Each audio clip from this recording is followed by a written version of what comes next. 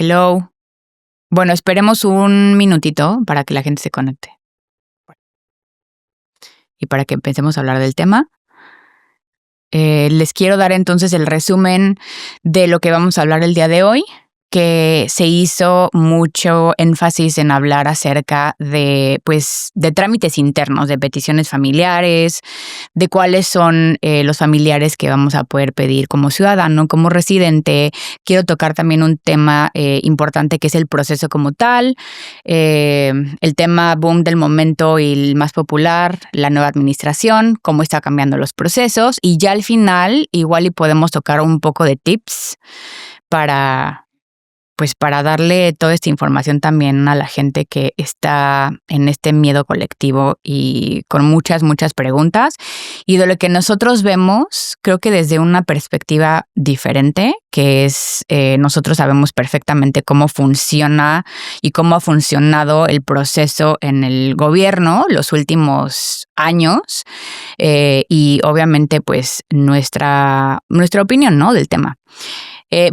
Entonces empecemos. Les quiero Les quiero introducir a María. María ha estado con nosotros los últimos, ¿qué tiene María? ¿2 años? 2 años y medio. 2 años y medio, wow, 2 años y medio. Ella es una de las paralegales que está a cargo de muchos visados, sí de ajuste de estatus, pero ven su mayoría visas de trabajo y residencias por empleo. Entonces tiene muchísima expertise en el tema. Y tenemos a Caterine. Kate ya ha estado también con nosotros anteriormente, hemos hecho varios lives, ha estado también en nuestras conferencias, y ella ve mucho el tema familiar y ve inversionistas. Entonces, con todo el equipo que tenemos en la oficina, realmente podemos tocar los temas de residencias por empleo, visas de trabajo, inversiones y peticiones familiares, y también vemos un poco de ciudadanías y otros procesos como un poquito más chiquitos, pero bueno, son como el fuerte, esos 4 pilares, ¿no? Visas de trabajo, residencias por empleo, peticiones familiares y visas de inversionistas. Entonces, empecemos con, y le voy a dar la palabra a Kate, ¿cuáles son los familiares que uno puede pedir como residente americano y como ciudadano americano? Y ella nos va a dar todas las características. Bueno, hola, gracias por conectarse. Quiero contarles que para estas peticiones, las peticiones familiares, pues lo puede hacer ciudadano americano, llámese padre, esposo o hijo, y también lo puede hacer residente permanente. Pero pues obviamente hay unas visas que son inmediatas y unas visas que son preferenciales. Entonces, si eres esposa o hijo de menor de 21 años, pues obviamente tu padre o tu esposo te puede pedir. Pero si hay una categoría de hermanos, pues sí va a depender de un boletín de visas y un tiempo más largo. Y si eres residente, pues también puedes pedir a tu esposo y a tus hijos menores de 21 años. Recuerden pues que obviamente los residentes no pueden pedir a padres hasta que se hagan ciudadanos. Entonces, esos son como los que tienen la prioridad y no tienen un boletín de visas que tienen que esperar, que ya más adelante como que se los vamos a explicar, ¿cierto? Sí, entonces a mí me gusta clasificarlos yo le llamo la categoría premium, porque es gente que no tiene tiempo de espera, que son los ciudadanos americanos, con ciertos familiares.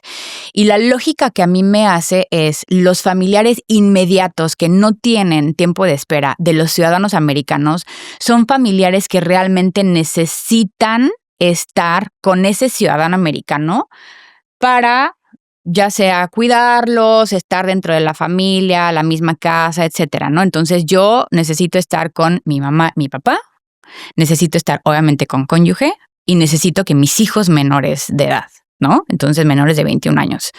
Esos son los familiares de ciudadanos que no tienen categoría. No tienen espera. Entonces todos los demás van a tener espera. Todos. Entonces, estamos hablando de residentes que también van a pedir a sus cónyuges o hijos. Todas las categorías de residentes tienen espera. O ciudadanos pidiendo hermanos. Ciudadanos pidiendo hermanos y hijos mayores de edad, casados y solteros de ciudadanos americanos. Y que tienen un diferente tiempo de espera, porque no es lo mismo si está casado o si está soltero. Claro, y aparte este boletín de visas tiene clasificaciones según el país. También va a depender. Los países que tienen más espera son China, India y México, por lo general. Los otros países pues sí entran en otra categoría que es como la general. Es correcto, sí. Entonces, si tú, por ejemplo, eres de Colombia, pues vas a estar dentro de la categoría de los otros, digamos así, ¿no? Ujú. Pero si eres mexicano, pues tenemos nosotros nuestra propia columna especial de tiempos especiales para México. ¿Pero por qué? Porque en el boletín de visas, realmente el boletín de visas, les voy a decir así súper honesto, el boletín de visas a mí se me hace una cosa demasiado compleja, muy difícil de entender, tiene unas matemáticas ahí que yo digo, wow. Entonces me parece, no estoy 100% segura, que es 8%, ninguna nacionalidad del total de visados, porque hay un límite, obviamente, de residencias, no puede obtener más del 8% de esa cantidad. Entonces, supongamos que son 100 residencias por la categoría de Hijo mayor de cónyuge, 21. hijo menor de 21 años y cónyuge de residente. Listo, tenemos 100, que ese número no es real, pero tenemos 100, ok. México no puede tener más del 8%, o sea, no podría tener más de 8 residencias. Y por eso es que le ponen un límite especial a México, porque hay un flujo realmente impresionante de gente que tiene peticiones familiares en México. Entonces, por eso ponen su propia categoría. Igual India, igual China, en algunos casos Filipinas. Entonces, por eso es que tienen este límite, porque si no, no sería justo que México abarque el 50% y que el otro 50% se lo dejen al resto del mundo, país, ¿no? Y por eso entonces están todos los otros países. Si llega a haber algún país que tenga también este flujo como lo tienen estos países, le van a poner su columna especial también. Pero más o menos esa es la lógica. Y una de las cosas que siempre me preguntan es, bueno, pues más o menos, según tu experiencia, ¿cuánto es que se va a tardar el boletín de visas en estar disponible? Y yo les digo, miren, sí, la bola de cristal todavía no me llega, ¿ok? Entonces, el curso de bruja tampoco lo hemos aprobado. Entonces, pues está muy complicado porque hay meses en los que se para y se para meses. Y hay después meses en los que avanza. Sí, avanza 2 años, pero hay veces que retrocede 4 años. De hecho, esto pasó en la categoría de residentes pidiendo cónyuge y hijos menores de edad. Ahorita está retrasada 4 años, pero hace 2 años estaba al corriente. O sea, la verdad es que no hay manera de predecirlo. No hay manera. Tenemos mucha gente que cada mes nos está preguntando y le decimos exactamente lo mismo. Y me dice, bueno, en base a tu experiencia, es que mi experiencia no vale nada en este tema porque yo no tengo los números. Entonces, tenemos que estar revisando el boletín mes a mes y es importante que hablaba sobre los residentes, que muchas personas ignoran que si estoy en Estados Unidos y me he casado con un residente permanente, pues debo tener un estatus mientras estoy esperando que mi boletín de visas avance. ¿Por qué? Porque pues obviamente si me sobrequedo, no puedo aplicar a un ajuste sin después pedir un perdón o que el cónyuge se vuelva ciudadano americano. Entonces, muchas personas a veces ignoran eso y se sobrequedan y pues obviamente ahí empiezan los dolores de cabeza. Sí, exacto. Y lo muy importante aquí que quiero que entiendan es, hay una diferencia, por eso les mencioné esto de la categoría premium. Hay una diferencia importante, no nada más con el hecho de que hay una lista de espera para los residentes, pero hay una diferencia importante entre las dos categorías, porque los ciudadanos americanos, sus familiares inmediatos, tienen un perdón inmediato o automático. O sea, esa es la diferencia entre un residente y un ciudadano americano. Por eso también la pregunta de, bueno, ¿y qué pasa si me sobrequedé mi permiso I-94? Porque entré con visa de turista. Bueno, si entraste con visa de turista y te casaste con un ciudadano americano, no hay problema, porque el perdón es automático. Pero si te casaste con un residente americano, sí hay problema, porque ese perdón no es automático y vas a tener entonces que meter documentos y es un proceso por aparte porque te sobrequedaste un permiso, ¿ok? Entonces, para recapitular, porque yo sé que esta es mucha información, ciudadanos americanos, familiares inmediatos, ¿ok? Es mamá, papá, hijos menores de 21 y cónyuge. Ellos sí tienen el perdón automático pueden procesar un ajuste de estatus, que es una residencia en Estados Unidos, si se sobrequedaron un permiso I-94, porque así lo dicta la ley, no porque yo lo esté diciendo. La ley así lo dicta. Pero si eres cualquier otra categoría, ya no. Va a depender. Entonces depender. sí hay que estar muy bien asesorados y tener mucho cuidado pues en el momento de que piensen hacer un ajuste de estatus. Claro. Y con quién se casen también. Sí. Si es ciudadano y residente. Sí. Bueno, pasando entonces un poco más quiero explicarles qué es un tema o un proceso consular y qué es un proceso de ajuste de estatus. De manera muy general, porque María les va a explicar el ajuste de estatus, una residencia, un proceso de residencia, ya que tengo yo mi petición familiar, y algunas veces aplica también si yo tengo un proceso o voy a tener un proceso de residencia por empleo, se puede hacer de dos formas. Siempre hay dos vías. Está la consular, que la consular es, oye, mi familiar no está en Estados Unidos, entonces tengo que mandar el expediente a embajada o a consulado del país donde esté mi familiar, ¿ok? Porque yo soy ciudadano o yo soy residente y estoy pidiendo a este familiar que está afuera. Entonces, esto se llama un proceso consular. Y también está el proceso interno. Entonces, el proceso interno se llama ajuste de estatus, que es cuando mi familiar está dentro de Estados Unidos y tiene una entrada legal. No ilegal, ¿ok? Entrada legal. ¿Qué es una entrada legal? Es o I-94, o sea, yo entré con un visado, me dieron un permiso específico por cierto tiempo y yo puedo entonces darle a migración todos estos documentos, o también la muy importante es el parol, porque el parol para efectos de la ley es lo mismo que una entrada legal. No lo digo yo, lo dice la ley. Entonces, María les va a explicar lo que es un ajuste de estatus como el proceso en resumidas cuentas. El ajuste de estatus implica varias cosas. Por un lado, implica la petición de residencia por parte de la persona que es ya sea nacional o ciudadano americano, o pues el residente. Entonces, primero esa persona tiene que pedir al extranjero. Por otro lado, está el extranjero que está pidiendo que le cambien su estatus de lo que tienen, por decir algo, si su estatus es de visitante, de turista, cambiarlo a residente. Que es el beneficiario. Que es el beneficiario. Oye, una pregunta personal. Tú tuviste ese trámite, ¿verdad? Sí, yo también hice un ajuste de estatus y Kate también. Las tres lo hemos O sea, no hecho. nada más es el tema de lo vemos al día a día, tenemos la expertise de, pues obviamente, sino que lo hemos vivido. Sino que Lo hemos nosotras hecho. tres lo vivimos, sí. Sí. Uh-huh. Y, por ejemplo, y familiares. Mi hermano también hizo su ajuste de estatus. En el caso de él, yo entré como turista, cambié por matrimonio. Okay. Mi hermano entró como estudiante, se casó y cambió. Sí, y yo era TN, yo era visa de trabajo. Uh-huh. Y Kate era turista esperando una H1B. Bueno, ya, perdón, Kate. Sí. Yo ya di aquí toda tu información. Toda mi información migratoria. Sí. Pero bueno, retomando entonces, hacemos la petición de la residencia, el cambio de estatus del extranjero, o sea, el beneficiario. El ajuste es como... También es muy importante solicitar un permiso de trabajo, una autorización laboral. Ya sea que la persona vaya a trabajar o no, porque muchas veces la gente pregunta, pero ¿por qué mis padres ya son mayores, ellos no van a trabajar?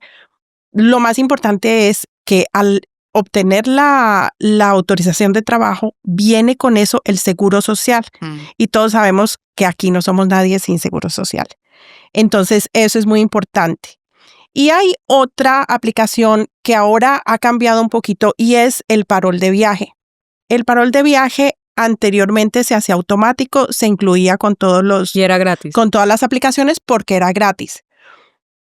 Pero ahora tiene un costo alto, en los casi $700. 600 algo, no recuerdo bien. Entonces, nosotros hemos tomado la decisión de preguntarle siempre al cliente si prefieren aplicar de una vez por ese documento o no. Porque, ¿qué pasa? El parol a veces es malentendido. porque las personas dicen, ay, es que me quiero ir de crucero a tal parte, es que queremos ir a pasar Navidad con mi familia en Honduras, y no es para eso. El parol de viaje es porque tu familiar está en el hospital, porque sí, o porque la autoridad de impuestos del país te llamó porque tienes que rendir cuentas por cuestiones así, o porque tienes todavía tu empresa en el otro país y necesitas reunirte, necesitas ir a ver clientes, proveedores, ese tipo de cosas. Pero son básicamente 3 o 4 aplicaciones en una. Sí, y retomando un poco lo del parol de viaje, hay gente que no entiende bien lo que es una emergencia. Sí. Y de hecho, hasta una vez se enojaron conmigo. Me dijeron, pues entonces, ¿para qué lo estoy tramitando? Para una emergencia. Es una emergencia. Es para una emergencia. ¿Pero por qué? Porque no hay ningún permiso ni ningún visado que te garantice la entrada a Estados Unidos. Entonces, cada vez que sales es un riesgo. Sí. Es un riesgo. Y ya sabemos el ambiente en este momento, si los riesgos suben o bajan, entonces siempre es un riesgo. Yo como abogada, diciéndole a un cliente, ay, sí, puedes viajar cuando tú quieras, pues no. O sea, no estaría yo haciendo mi trabajo de decirles, oye, a lo mejor me escucho muy fatalista en decirte esto, pero sí, no hay ningún permiso ni ningún visado que te garantice la entrada a Estados Unidos. Si tú quieres irte de crucero, ¿ok? Yo no lo recomiendo, pero pues sí es tu decisión y tú entonces absorbes el riesgo. Lo que yo les digo es, necesitan tomar una decisión informada. Entonces, ¿cuáles son mis riesgos de ir? Son estos, los tomo, sí o no, y ya ahí queden ustedes. Y así el viaje sea por emergencia, de todas maneras está a discreción del oficial que te va a dejar entrar luego. Sí. Yo tuve una experiencia con eso. Cuando yo hice mi residencia, mi papá murió.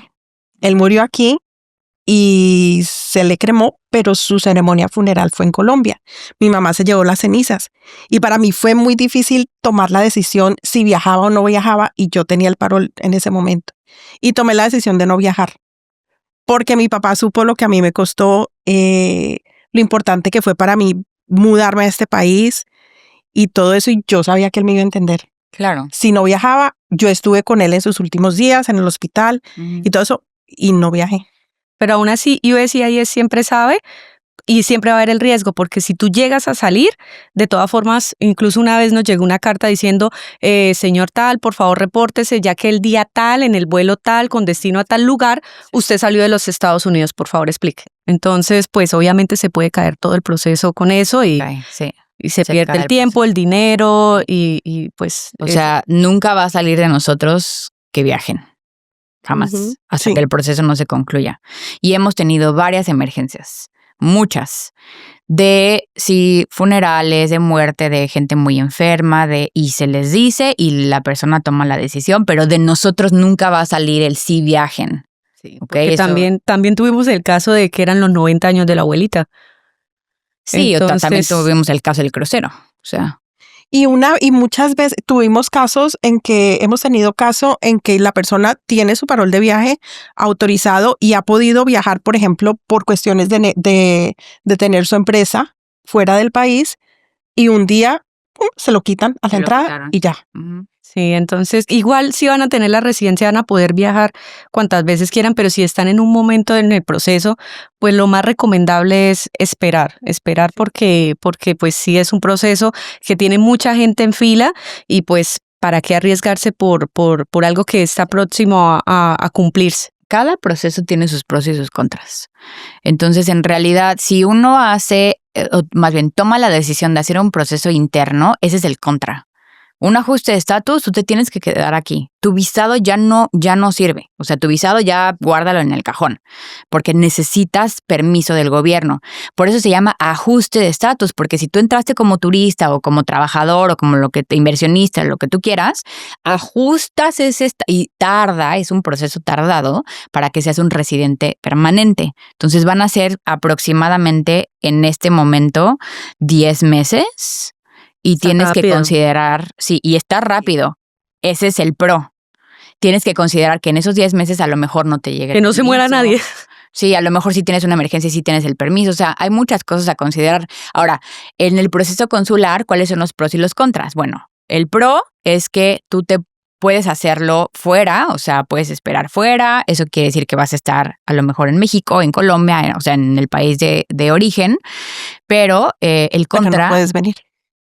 No puedes venir a Estados Unidos. Esa es una, después de que se apruebe la I-130, la petición. Y depende del oficina. Y la otra es que tarda muchísimo más, o sea, el doble de lo que tardaría un proceso interno. Entonces, estamos hablando de 18 a 24 meses. 18 a 24 meses, o sea, son casi 2 años de proceso cuando podrías tener un proceso de 10 meses interno. Entonces, unas por otras, no se puede tener todo tampoco.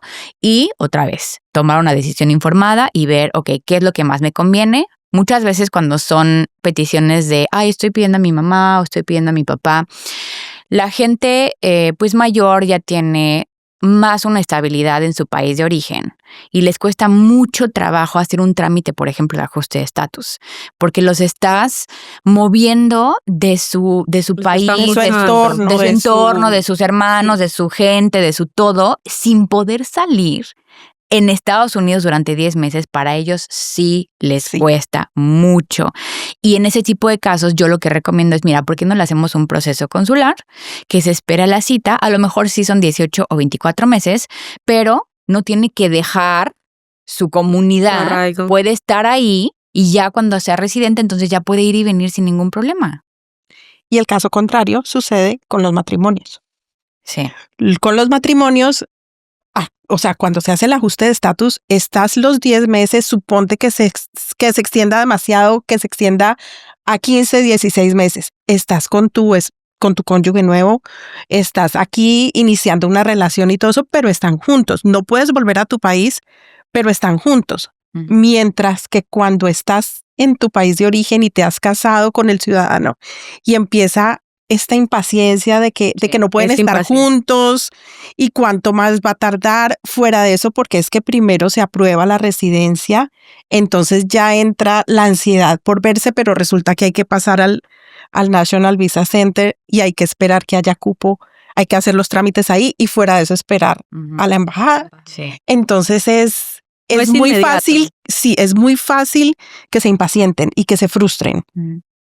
Entonces... Sí, es un proceso, 10 meses, no estoy diciendo que es cortísimo, pero son procesos largos que requieren mucha paciencia.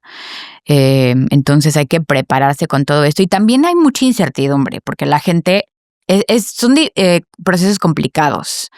Entonces, pues obviamente el estar esperando un trámite así, pues es complejo, les digo, incertidumbre, tarda demasiado, quiero ver a mi hijo, a mi papá, a mi esposa, o sea, entonces sí hay que armarse de mucha paciencia y entender bien. Yo creo que a lo mejor mi consejo es, entiendan bien el proceso, como se les explica, traten realmente de entenderlo bien y eso les va a dar muchísima tranquilidad cuando saben cuánto tiempo toma, o sea, obviamente también con un buen abogado migratorio y un buen equipo legal.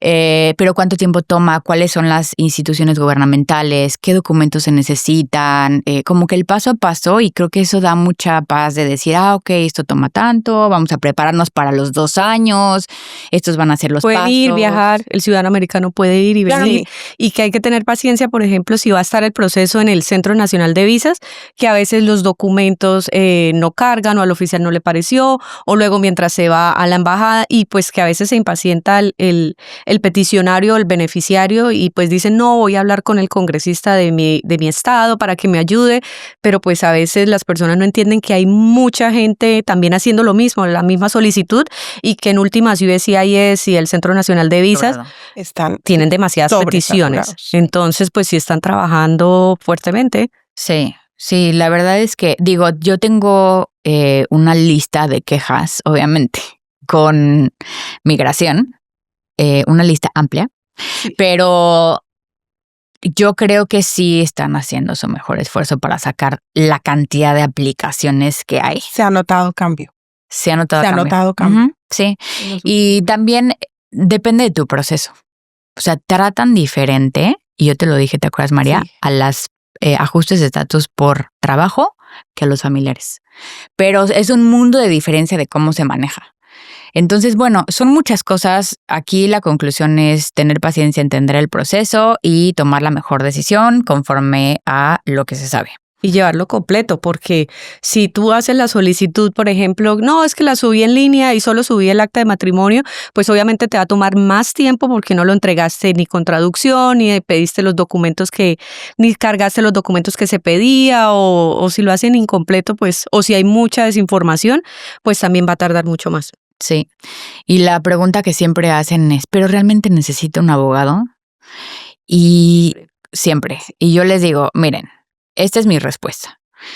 Todos los formularios están basados en la ley. O sea, no te están preguntando cositas ahí al azar nada más para saber tu información. No, están basados en la ley migratoria de Estados Unidos. Entonces, se necesita un conocimiento amplio para poder entender realmente cómo funciona y cuál es la conexión entre los formularios, cuáles son los paquetes, cuáles son los procesos, cómo hablar con migración, etcétera, etcétera. Siempre voy a recomendar que acudan a un abogado migratorio. Ahora, cuando el cliente, por experiencia, decide hacerlo solo, les prometo que regresa. Les prometo Pero que ya viene regresa. con chicharrón. Sí. Sí. Y entonces ahí viene con una serie de problemas, o sea, Que nos pero es que toca es impresionante, solucionar. todos así de, bueno, no, voy a meter yo mi petición y yo lo haré solo porque Chuchita Pérez también lo hizo sola y entonces Chuchita Pérez me dijo que no hay problema. Y llega un punto del proceso en el que están atorados y he visto gente Y no hay atorada retorno. años. Y es que es muy importante que todo el mundo entienda que es que no solo nosotros no somos llenadores de formularios. Sí. Hay todo un trabajo profesional detrás de una presentación de una petición. Eso ocurre, eso es el malentendido más común. Uh-huh. Yo hice mis papeles, yo hice mi residencia. Muy mal. Yo no tengo ni idea cómo lo hice. Yo no me acuerdo. Yo me hice ciudadana en el 2005. Me hice residente en el 2002 o 3, ya ni me acuerdo. Uh-huh. Hace mucho. Yo no sé yo cómo lo hice. Yo hice todo sola. No me acuerdo. Y que puede ser que en ese momento no muy tenga de nada, pero llega la ciudadanía y puede haber Estuve algo. muy de buenas, yo no sé. Sí, bueno, yo también hice mi trámite sola, pero porque ya estaba. Yo sí, también. Ya estaba. Y Casi yo también lo también. hizo sola, pero porque ya estábamos practicando. Y 4 meses se migración. aprobó. Sí. Sí. En No, 4 el de Cate meses. estuvo en 4 meses. Yo estaba impactada, la verdad. Sí, pero por lo mismo, porque ya había un conocimiento de la ley, pues obviamente Fernanda ha sido mi mentora, entonces pues obviamente no fue que así yo dije, ay, voy a ver un video en YouTube, no. Sino ya para mi nacionalidad tenía experiencia. Si no hubiera trabajado en una firma migratoria, yo sí lo hubiera pagado, porque así como uno hace un proceso tan importante como la residencia o como son los impuestos, pagar a un contador, zapatero a sus zapatos. O sea, hay que la persona que sepa en el momento que lo haga, porque pues obviamente es el futuro de uno. Sí. Uh-huh. Es el futuro de uno. Entonces, pues es lo más importante. Exacto. Es la vida de uno. Y la de mi hija también estaba en juego. Entonces, claro, es una la vida de mala uno respuesta. y vale la pena hacer la inversión. Uh-huh. Sí, porque hay que tenerlo en cuenta. Invirtiendo en su futuro. Exacto. Y solo quiero hacer aquí, como para cerrar el tema, la última nota de nosotros en el despacho vemos peticiones familiares, pero todas estas peticiones familiares que tienen a un familiar que entró sin papeles, les voy a decir que se necesita lo que hablábamos hace rato, de un perdón, que se llama waiver. Es un waiver, normalmente es un formulario que se hace después de que se apruebe la petición. Entonces, en este momento les estoy dando así un aproximado, creo que son 4 años de que este waiver se apruebe.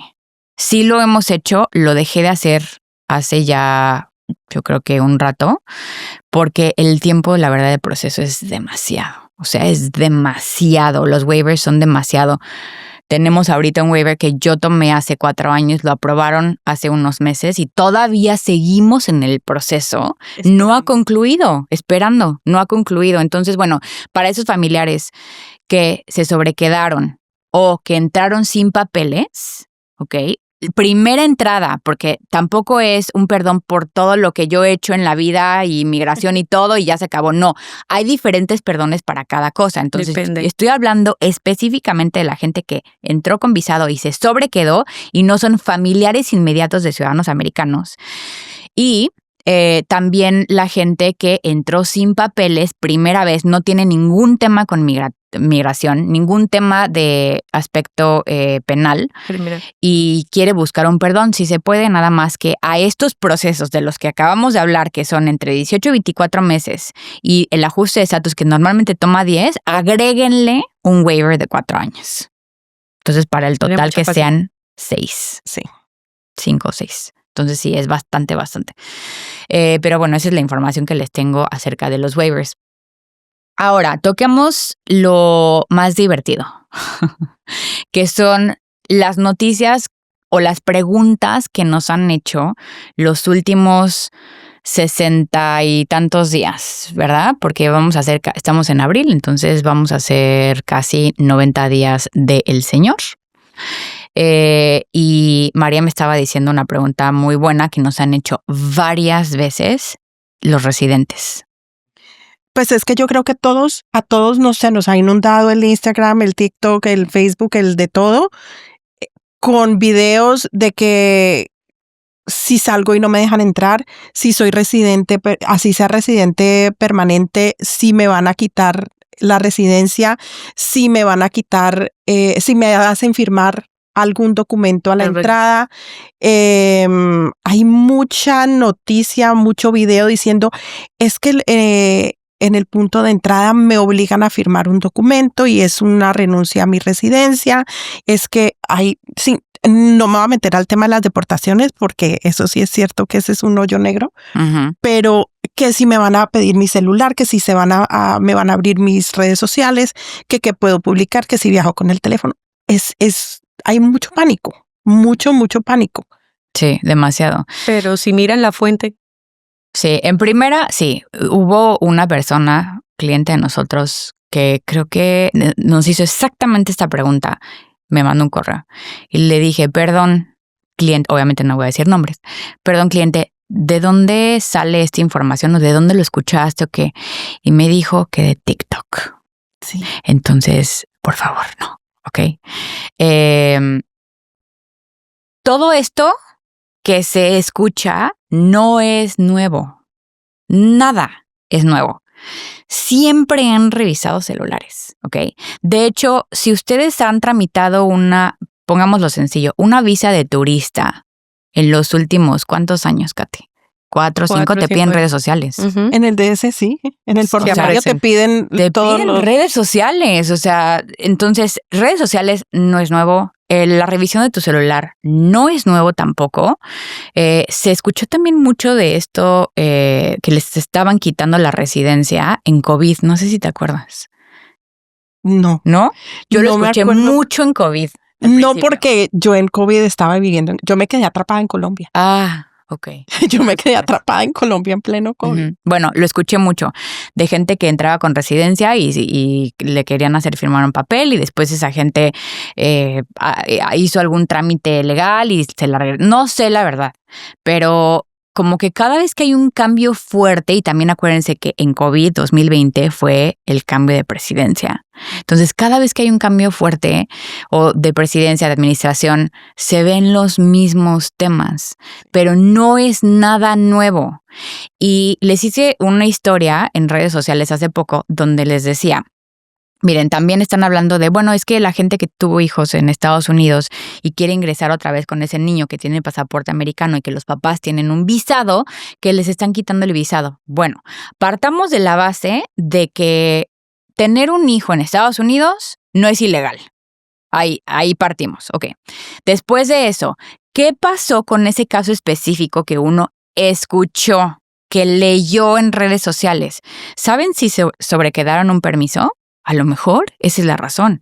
O a lo mejor es el tema del hospital. ¿Saben si se pagó el hospital? ¿Si deben dinero? O sea, son muchas cosas. Y no es que, o sea, si te sobrequedaste y tienes una infracción, por así decirlo, esa infracción va a estar hoy, va a estar mañana, va a estar en un mes, va a estar en 2 meses. Entonces, híjole, no. Y esa parte de la historia nunca se cuenta. Y nunca se cuenta y no saben los Nunca se cuenta. específicos. No la cuentan. Exacto. Entonces, sí, o sea, cada caso es diferente. No nos podemos guiar porque como Chuchita Pérez puso en el chat de Facebook que le quitaron la visa por tener un niño, entonces ya, la ola de mensajes de que ya están quitando visas porque tuvieron a su hijo y no es eso. Entonces, nada de lo que hemos escuchado es nuevo. Lo que sí realmente estoy percibiendo es este miedo colectivo de todos. Si tú tienes tus papeles en regla, tu visado está bien, nunca te ha sobrequedado un permiso, sí, o sea, no le veo la preocupación. No le veo la preocupación. Claro, como les dije hace rato, visados y permisos no es que te garanticen una entrada a Estados Unidos, pero ¿qué razón podría un oficial tener para negártela? Es ahí el detalle. Si tú tuviste una infracción de todo lo que les dije, entonces, pues claro, con este señor, con el señor pasado, con el señor que venga en 4 años, pues sí va a haber algún problema. No es que sea la administración, sino que pues uno tiene que seguir las reglas de su visado. Y va a depender para cada caso y bajo qué circunstancias están contando la historia. Claro, también. Porque también es teléfono descompuesto. O sea, es que Chuchita y Perenganita y el vecino y como siempre les he dicho, y me dijeron que el cuento color de rosa o la historia de terror. Y entonces ya lo generalizan. Y la verdad es que no se debe de generalizar. Uno tiene que enfocarse en su trámite, en sus específicos, o sea, cuáles son las características de a lo mejor de mi caso y obviamente hablar con un abogado migratorio para este tema, pero yo no he visto nada nuevo. No sé si ustedes han visto algo nuevo. No, pero sí un consejo es cuando estás trabajando con un abogado, una firma de abogados, y te están apoyando, por favor, seguir los consejos. Exacto. Sí. No tratar de hacer lo que tú deduces. Lo contrario. Sí, porque leíste, porque averiguaste, porque te dijeron, porque no sé qué, y entonces después son los problemas. Y ahí vienen donde nosotros, pero es que mire, que es que me quitaron, que es que... ¿Pero qué hiciste? Uh-huh. Entonces... Sí, para eso le estás pagando a un abogado y a un equipo legal, para el consejo legal, que es tan importante. Bueno, hemos dado ya toda la información. Tengo aquí algunas preguntitas que nos han estado llegando. Las voy a ir leyendo y ustedes deciden si quieren tomarla, ¿va? Entonces, a lo mejor voy a leer solo algunas, no todas, porque si no nos quedamos aquí otra hora y no. Bueno, la número 1. ¿Qué significan los cambios del boletín de visas para los que estamos esperando que avance la fecha en una petición familiar? ¿Quién la quiere contestar? Paciencia. De verdad tienen que tener mucha paciencia, no sobrequedarse por lo mismo. Y pues si están esperando cuando sea el momento, ahí sí van a poder hacer más adelante su ajuste. Porque si no tenemos la bolita mágica para saber en qué momento se va a poder y va a llegar. Control, sí. Lo que sí les puedo decir es complejo el tema de estar leyendo el boletín. Hay muchas aplicaciones, yo he visto, hay muchas aplicaciones que te ayudan como a descifrarlo si pones tu fecha de prioridad de tu petición. Pero también otro tip es, si uno se mete al boletín de visas, normalmente se publican 15 días antes del mes que viene. O sea, es decir, ahorita estamos en abril. En teoría, tiene que salir a abril 15 el boletín de visas de mayo.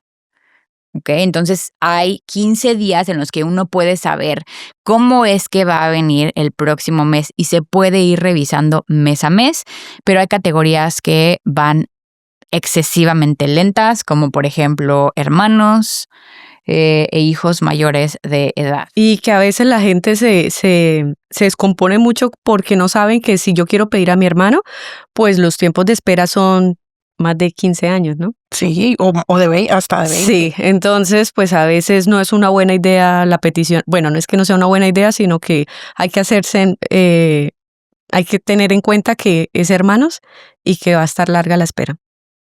Sí, correcto. Ok, número 2. ¿Ha cambiado algo este año en el proceso para pedir la residencia por matrimonio? ¿Hay nuevos formularios o pasos que debamos saber? Sí. La respuesta es sí. Pero no quiero que lo liguen al tema político.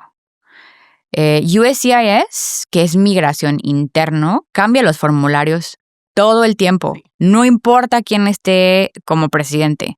Eso se está cambiando todo el tiempo.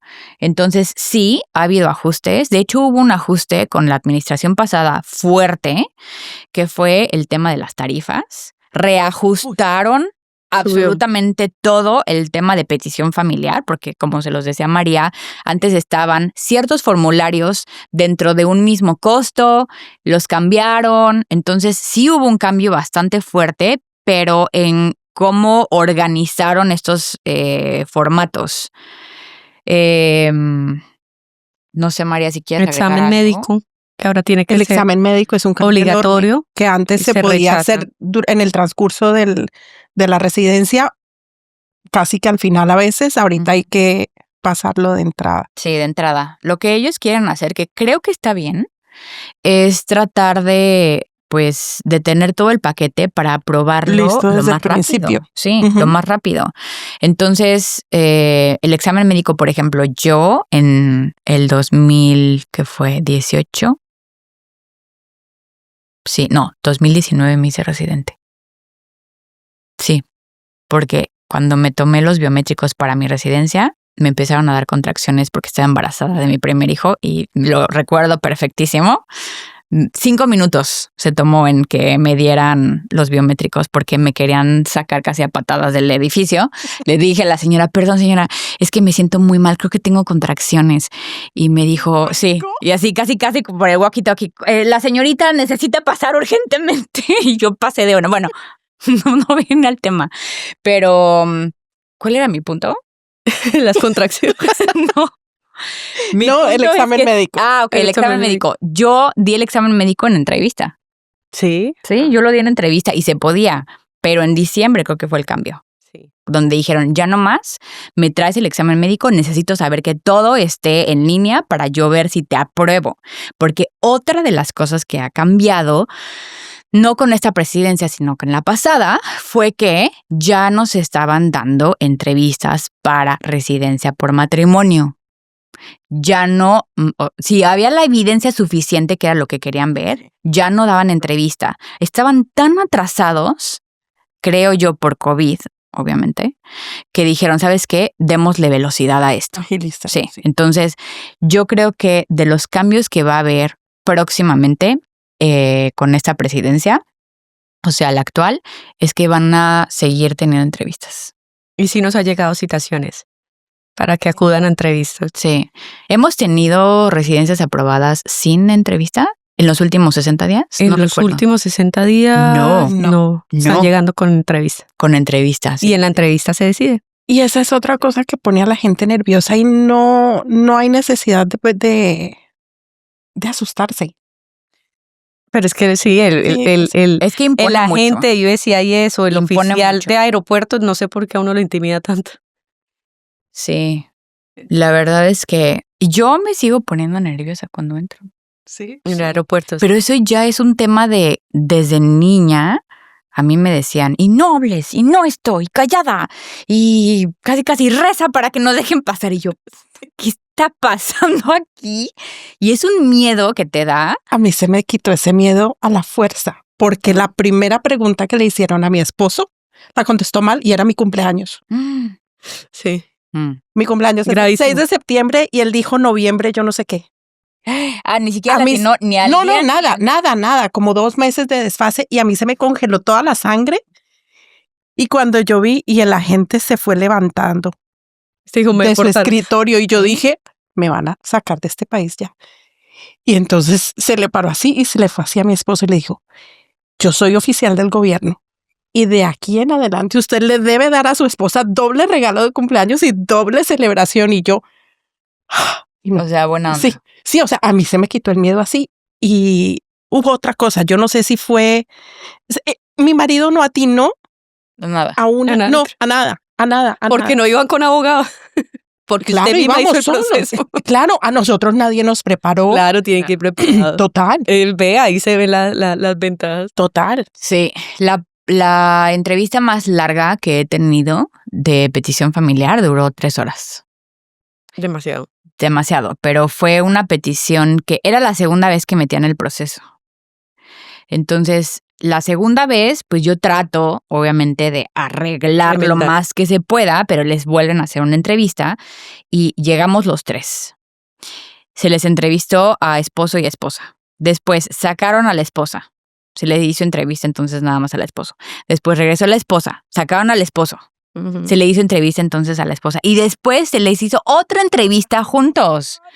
Y en las entrevistas que estuvieron separados, les pusieron un papel y les dijeron, por favor, dibújenme su cuarto y su baño. Sí, me acuerdo. Su cuarto y su baño. Y tenían que, al final, o sea, obviamente si vives junto, pues necesitan ser exactamente igual, ¿no? Digo, no es que uno tenga más habilidad que el otro en dibujar, sino que tienen que ser exactamente igual.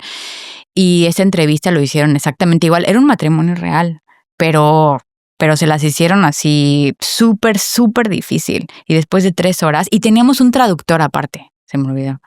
Después de 3 horas salimos. Sí, Hay mucha tensión. pero sí hubo mucha tensión. Bueno, dejamos entonces esa pregunta ya concluida. Siguiente. ¿Qué tan diferente es el proceso si la pareja es del mismo sexo? ¿Afecta en algo hacer la petición familiar? Pues la contesto yo entonces. No, el proceso legal realmente es el mismo. Lo que tenemos que asegurarnos es que donde uno se case, ¿ok? Estemos en un matrimonio legal por parte de ese gobierno. Es lo que está buscando migración. Si en ese país no hay o todavía no aprueban el matrimonio del mismo sexo, entonces no va a ser un matrimonio legal y por ende, pues migración aquí no lo puede reconocer, no lo puede aceptar. También esa es otra de las preguntas que me hacen mucho. Bueno, ¿y si me caso en Colombia? ¿Vale lo mismo que si me caso aquí? Claro, es lo mismo. O sea, tú estás casado aquí en China, no importa, mientras el matrimonio es legal y reconocido por el gobierno donde te casaste. Es lo que tratamos de ver. Que no esté casado previamente y que no haya disuelto su matrimonio en el país de origen. Claro. También es muy importante. Sí, hay que tener mucho cuidado. Porque- O hay gente que se casa doble. Exacto, se casaron en Colombia y vinieron y se casaron acá, pero no hicieron la disolución y después, pues, es una causal gravísima. Sí, y no hay necesidad, si uno se casa, luego también me preguntan esto, si uno se casa en Colombia, digamos, con la misma persona, y después llegan acá y se vuelven a casar, porque creen que tienen ahora que reconocer, no te No hay tienes que volver a necesidad. casar. Y entonces después llegan con nosotros para el trámite y nos dicen, pues, ¿cuál fecha? Y les digo, pues la primera, porque ese es el matrimonio legal. Este segundo trámite que tú tienes acá, no es válido ni el caso, porque ya estabas casado. O la otra que he tenido, creo que 2 o 3 casos en el último año, es que ellos hicieron el trámite de divorcio, pero se les olvidó firmar. Sí, Se les olvidó firmar la última, el decreto y ya no se lo presentaron. Y no quedaron divorciados. Y son matrimonios que se terminaron hace 20 años. Y entonces, híjole, ¿dónde está el abogado? Tenemos que ir a tal juzgado, vamos a los archivos de tal juzgado. O sea, es una cosa así tremenda. Es más común de lo que... Porque no le hacen seguimiento a sus procesos. Porque no le hacen seguimiento a sus procesos. O sea, y lo más importante, le decía yo a una de estas personas, le decía, oye, ¿y qué va a pasar con su nueva esposa? Porque se volvió a casar y tuvieron hijos después de ese matrimonio. Y me decía, no tengo idea. Sí. Pero si el señor se muere hoy, le corresponde a la primera. O sea, imagínense la gravedad de esto. Bueno. Siguiente.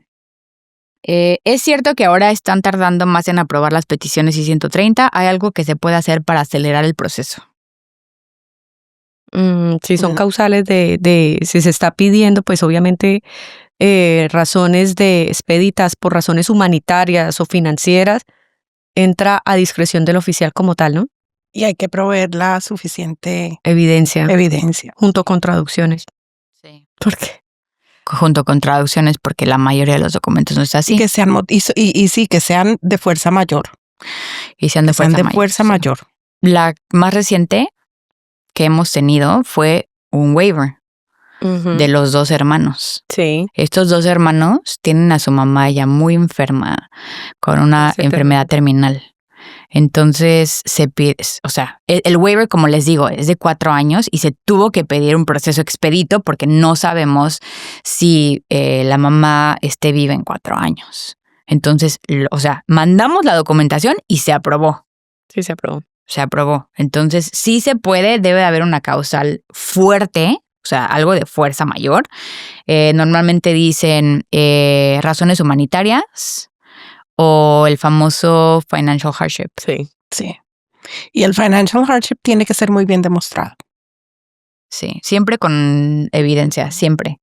Porque no nada más van a escuchar nuestra palabra y, sí, es que la señora tiene una enfermedad terminal, la probemos. No, necesitan asegurarse de lo que nosotros estamos diciendo es verdad. Y además que también llaman al cliente como tal y tiene que estar atenta a su llamada y a su correo. Sí, es Que a correcto. veces también pasa eso. Ok, creo que nos queda tiempo para una más. Escuché que cambiaron algunas cosas sobre cómo USCIS ve el género en las solicitudes. Eso afecta si quiero pedir a un familiar. Bueno, este es un tema, creo, un poco ligado a esta noticia y a esta nueva política de la nueva administración, porque el gobierno ahora está reconociendo únicamente 2 opciones de sexo, que es masculino y femenino. Ya no exige documentos médicos para cambiarlo. Entonces sí ha tenido influencia de todo lo que está pasando en este momento, pero dice, escuché que cambiaron algunas cosas, pero no hay algo, o sea, un cambio como oficial, no. Sí, como más trascendente a eso no lo hay. Pero sí, realmente ahorita USCIS va a empezar, como les dijimos, a implementar pues dentro de sus políticas el hacer las entrevistas, están mucho más meticulosos en ciertas cosas, quieren la documentación ya completa, quieren los exámenes médicos ya completos, cosas que la verdad es que a mi parecer son lógicas. ¿No? Sí. O sea, Uno porque las esa debe- persona no sabe nada de ti. Entonces Exacto. necesita toda esta información para tomar una decisión. Y si a veces le entregas el documento incompleto o dice estoy casada pero adjunto 3 fotos, pues obviamente no te va a decir. Además que hay que entender que la función, perdón, de los oficiales de inmigración y de USCIS es proteger la entrada de personas al país. Lo hacen por eso también las visas de trabajo son tan complicadas y hay que proveer hay que calificar en la lotería de visas y todo eso, porque hay que proteger a las mucha personas que están responsabilidad. acá. Entonces, pues, si no ponen restricciones, si no son exigentes, entonces, pues, la industria de los matrimonios por papeles sería, Claro, sí. casémonos ahora y nos divorciamos en 2 años y ya, tomes tanto, Sí. qué sé yo. Y no va a ser así. No, ellos, esa es su función.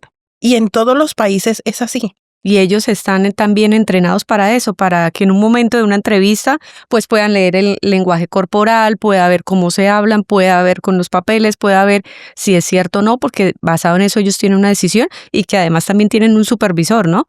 Claro. Todo esto que también los está revisando para estos Tu trámites. trabajo. Y hay mucho estigma aquí, como es que Estados Unidos no sé qué es, que son muy exigentes en toda parte. Sí. Yo pasé muchísimos años de mi vida sacando permisos de trabajo y residencias en toda parte.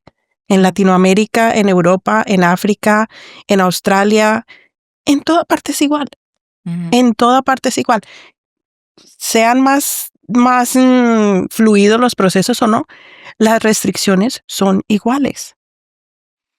¿Cuál crees que es un sistema migratorio más complejo que Estados Unidos? ¿O crees que Estados Unidos es el más complejo? Es el más complicado. Oh. Es el más complicado. E incluso, o sea, países súper tercermundistas y todo eso, honestamente, sí. Pero yo podría decir, como abogada en Colombia y que también hago procesos para extranjeros, que Colombia no es tan abierta a una residencia, porque primero tiene que ser una visa de migrante y luego después de los 3 años, ahí sí puede obtener una visa de residente y después de 10 tiene la ciudadanía colombiana. Lo que pasa es que se ve en Estados Unidos tú a los 5 años o 3 por matrimonio. Pero entonces sí es muy restrictivo Colombia. Es más... O una visa de inversión. Digamos, no sé el término. Lo que pasa es que aquí es el país, yo creo, donde hay más, donde gente inmigra. Sí, es un país de inmigrantes. Donde recibimos el mayor volumen de personas. Entonces, obviamente, hay una cantidad descomunal de tipos de visas. Y sí, hay muchos pasos complicados y de todo eso. Hay muchos países que sí tienen unas estructuras muy claras, muy concisas, muy fácilmente establecidas. En mi experiencia, este ha sido el más difícil, el más enredado. Wow. Sí. Sí, México obviamente no tiene la cantidad de reglas que tiene Estados Unidos, pero creo que es más fácil que Colombia. Es muy claro. Los procesos en México son muy claros. En Colombia es muy claro. Yo hice mucho en países africanos. Son muy claritos. Ellos tienen su otro tipo de problemas y de cuestiones de corrupción y de todo eso, pero sí, aquí, pero es por eso, es que es el país donde viene más gente. Es cierto. Bueno, Canadá también tiene... ¿Hiciste Canadá? Yo iba para Canadá. Antes de venirme para Estados Unidos, yo inicié proceso a Canadá y... Ahí te ponen por puntos, ¿no? O algo así, te califican. Sí. Y a lo que vaya. Lo suspendí cuando me faltaba, la última cuarta parte. Porque me dio, tenía yo 30 años. Uy, revelé mi edad. Ajá. Y no tenía nadie, no conocía a nadie, era totalmente irme yo sola. Y no, me acordé a lo último, me dio miedito y no me fui. No, yo jamás he tratado de migrar a ningún otro país. Nunca. Ni conozco ningún sistema migratorio más que más o menos el mexicano. Pero bueno, creo que con esto concluimos. Gracias por conectarse. Si tienen más preguntas, lo que vamos a hacer es que dejen las preguntas en el chat y yo voy a ir contestando poco a poco ahorita que terminemos el live. O si no, pueden mandar un correo. El correo electrónico se les va a dejar entonces aquí abajo. Recuerden que estamos en redes sociales, en todas las redes sociales como Inegoló. Va a venir también aquí nuestra página web. Si quieren contactarnos, si tienen un caso, petición, como les dije, inversión, visas de trabajo, residencias, pues nosotros los podemos ayudar. Y fue un gusto haber estado platicando con ustedes el día de hoy. Gracias. Muchas gracias por la invitación y gracias por conectarse. Gracias. Bye. Gracias. Chao.